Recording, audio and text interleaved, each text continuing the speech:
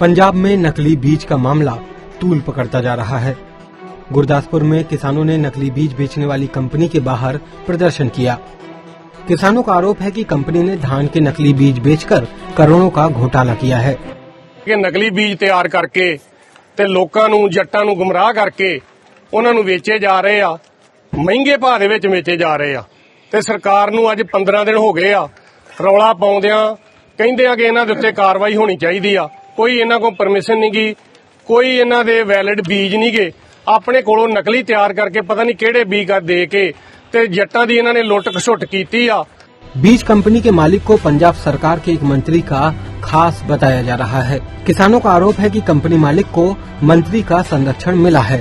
उन्होंने चेतावनी दी है कि अगर इस मामले में ठोस कार्रवाई नहीं होती है तो पंजाब में बड़ा प्रदर्शन किया जाएगा। ਜਿਹੜੇ ਜ਼ਿੰਮੇਵਾਰ ਲੋਕ ਨੇ ਇਹ ਲਖਵਿੰਦਰ ਢਿੱਲੋਂ ਜਿਹੜਾ ਵੀ ਜਾਂ ਮੰਤਰੀ ਉਹਨਾਂ ਨਾਲ ਰਲਿਆ ਹੋਇਆ ਵਾ ਉਹਨਾਂ ਦੇ ਉੱਤੇ ਪਰਚਾ ਬਕਾਇਦਾ ਹੋਣਾ ਚਾਹੀਦਾ ਤੇ ਕਿਸਾਨਾਂ ਨੂੰ ਇਨਸਾਫ ਦੇਣਾ ਚਾਹੀਦਾ ਵਾ। ਜੇ ਇਨਸਾਫ ਕੈਪਟਨ ਸਰਕਾਰ ਨੇ ਇਹਨਾਂ ਨੂੰ ਨਾ ਦਿੱਤਾ ਅਸੀਂ ਪੂਰੇ ਪੰਜਾਬ ਦੇ ਵਿੱਚ ਆਪਣੇ ਕਿਸਾਨਾਂ ਨੂੰ ਲਾਮਬੰਦ ਕਰਕੇ ਤੇ ਇਹ ਜਿਹੜਾ ਵੱਡਾ ਮੋਰਚਾ ਗਾਂ ਤੱਕ ਲੈ ਕੇ ਜਾਵਾਂਗੇ ਤਾਂ ਕਿ ਕਿਸਾਨ ਵੀਰਾਂ ਨੂੰ ਜਿਹੜਾ ਉਹ ਇਨਸਾਫ ਦਿਵਾਇਆ ਜਾ ਸਕੇ। ये मामला धान की PR 128 और 129 किस्म के बीजों की बिक्री से जुड़ा है। बीज कंपनी ने किसानों को ये बीज लुधियाना कृषि विश्वविद्यालय से प्रमाणित बताकर 200 रुपए से लेकर 400 रुपए किलो के हिसाब से बेचा, लेकिन कृषि विश्वविद्यालय में विकसित इन बीजों को बेचने का अधिकार अभी किसी कंपनी को नहीं दिया गया है। इसे विश्वविद्यालय ही 70 रुपए किलो के हिसाब से किसानों को बेच सकता है। वीसी की शय पर ये सारा कुछ हो रहा है, इसके खिलाफ कोई कानून नहीं है। हमारी मांग है कि इसके खिलाफ ऐसे कानून बनने चाहिए कि ये नकली डुप्लीकेट बीज बेचने वालों को कम से कम 20 साल की सजा होनी चाहिए, क्योंकि ये खराब से जुड़ी हुई बात है, पूरे हिंदुस्तान के जीने से जुड़ी हुई बात है। ऐसा ही मामला हरियाणा से भी सामने आया है। यहाँ किसानों ने आरोप लगाया है कि निजी कंपनियां धान के PR 128 किस्म के बीज को 70 रुपए की बजाय 200 रुपए प्रति किलो पर बेच रही हैं। लुधियाना में कृषि विभाग की शिकायत पर पुलिस ने बीज कंपनी के खिलाफ मामला दर्ज करके जांच शुरू कर दी है, लेकिन इस मामले ने खाद बीज में मिलावट रोकने को लेकर सरकारी संजीदगी को कटघरे में खड़ा कर दिया है। पंजाब के लुधियाना से ईशा ठाकुर के साथ ब्यूरो रिपोर्ट, स्वराज एक्सप्रेस। और बीजों पर और ज्यादा जानकारी लेते हैं। देश भर में क्या हाल है, खासतौर से पंजाब की आपने स्टोरी देखी, हरियाणा में क्या स्थिति है ग्राउंड पर, और ज्यादा जानकारी के लिए हमारे साथ किसान नेता विकल पचार जी जुड़ गए हैं। विकल जी, स्वागत है आपका किसान बुलेटिन में। ये बताइए कि खरीफ की बुआई के लिए जो अब सबसे बड़ी दिक्कत आने वाली है वो है बीजों को लेकर, बीज की रोपाई, बीज की उपलब्धता। क्या स्थिति है अगर स्पेसिफिकली हरियाणा की बात करें? हरियाणा और पूरे देश में कोरोना एक महान संकट काल की तरह किसानों पर है, जहां एक तरफ पूरे भारत में रबी की फसलें जो गेहूं, चना, सरसों, इनकी पेमेंट किसान को नहीं हो पाई, दूसरी तरफ लेबर जाने के कारण और कोरोना काल के कारण बीजों के रेट एकदम पूरे भारत में बढ़ा दिए गए। लगभग 2 गुना से 3 गुना बीजों के रेट हरियाणा, पंजाब, मध्य प्रदेश, कहीं छत्तीसगढ़, कहीं की बात कर लीजिए, धान का बीज किसान को महंगा मिल रहा है। दूसरी एक अचानक जो हमारे सामने दिक्कत आई है, जो हमारे शरीर का एक अंग था, किसान और मजदूर बिल्कुल ऐसे थे जैसे नाखून और चमड़ी का रिश्ता होता है। तो जो प्रवासी लेबर थी, जो बिहार की, छत्तीसगढ़ की लेबर जो हरियाणा पंजाब में धान लगाती थी, वो लगभग सभी वापस चुकी है। तो हरियाणा और पंजाब में प्रति एकड़ धान रुपाई का रेट लगभग 2200 रुपए से 2400 रुपए प्रति एकड़ था। अब लोकल लेबर कम होने की वजह से लोकल लेबर ने एकदम वो रेट 2000 रुपए से बढ़ाकर 6000 रुपए से 7000 रुपए कर दिया है। यदि यही रेट 6000 रुपए से 7000 रुपए किसान सिर्फ धान की रुपाई का देता है तो उसे उस फसल में कोई बचत नहीं रह जाएगी। महंगा बीज लेकर और महंगी धान रुपाई में महंगी लेबर देने के बाद किसान के लिए धान की फसल घाटे का सौदा बन जाएगी। तो इसके ऊपर हमारे पंजाब के कुछ साथियों ने, कुछ ग्राम पंचायतों ने, सरकार इसमें हस्तक्षेप कर रही है या नहीं?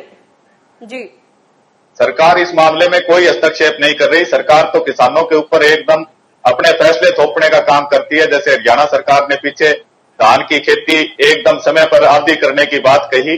दूसरी तरफ ये जो संकट आया है, इसमें किसान और मजदूर बिल्कुल आमने सामने हो गए हैं। अनिका जी, जैसे आप पंजाब का उदाहरण देखें, कुछ गांवों की पंचायतों ने फैसला लिया कि वो 3000 से ऊपर धान रुपाई नहीं देंगे, जिसके कारण की मजदूर संगठन और गांव की पंचायतें बिल्कुल आमने सामने आ गई। तो जो हमारा सामाजिक रिश्ता किसान और मजदूर का था, आज तक आजादी के बाद जितनी भी लड़ाइयां लड़ी वो किसान और मजदूर ने मिलकर लड़ी, क्योंकि दोनों का बहुत नजदीकी रिश्ता है। लेकिन इस आपातकाल में सरकार को तुरंत चाहिए कि सरकार जो है वो मनरेगा लेबर को धान रुपाई के अंदर लगाए और मजदूरों को मनरेगा लेबर के साथ साथ किसान भी मजदूरी देने को तैयार है, लेकिन वो 7,000 रुपए प्रति एकड़ या 6,000 रुपए प्रति एकड़ धान की रुपाई नहीं दे सकता। इसके लिए जो भी प्रदेश की सरकारें हैं, जैसे धान मुख्य रूप में हरियाणा, पंजाब, छत्तीसगढ़ की मुख्य फसल है, तो वहां की सरकारों को तुरंत इस मामले में हस्तक्षेप करके किसान को इस घाटे के सौदे से बचाना चाहिए।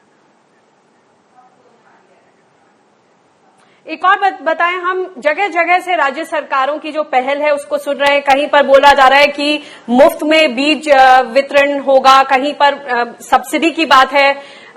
इधर हम उत्तर प्रदेश में सुन रहे हैं कि सरकार ने अपने हिस्से की जो राज्य सरकार की जो सब्सिडी है के बीज पर उसको हटा लिया। क्या स्थिति है इस वक्त, क्या होना चाहिए और क्या हो रहा है? देखिए अनिका जी, कोरोना संकट में जहां राज्य सरकारें अपना सारा घाटा जो है वो व्यापारियों से निकालने के बजाय किसानों के ऊपर उमड़ रही है, जैसे कि मध्य प्रदेश में बोनस का कटना, पुराने सोयाबीन के बीज एकदम बेच देना, हरियाणा के अंदर पेमेंट को लेट करना, उत्तर प्रदेश के अंदर सब्सिडी वापस लेना, राजस्थान में सरकारी खरीद शुरू ना करना, यानी अपने इनकम को बचाने के लिए जो सारा नुकसान है वो किसान के मत्थे पर सारी राज्य सरकारें एक एक करके, कोई भी राज्य सरकार पीछे नहीं है, कोई भी राज्य सरकार पूरे देश में ऐसी नहीं है जिसने कोरोना काल में किसान की मदद की हो। आज किसान को लूटने के लिए जितने इनके पास साधन थे, किसान को जो सुविधाएं मिल रही थी इस कोरोना काल से पहले, उन सुविधाओं में लगातार कटौती हुई है।